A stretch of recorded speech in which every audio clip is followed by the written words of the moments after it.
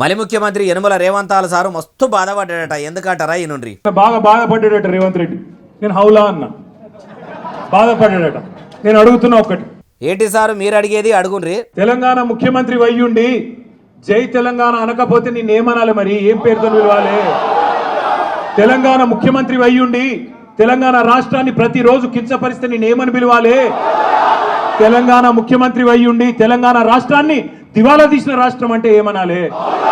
ఇన్నరా అయితే తెలంగాణ రాష్ట్ర ముఖ్యమంత్రి అయి ఉండి జై తెలంగాణ అనకుంటేనే అవులా అంటే అంటిరి.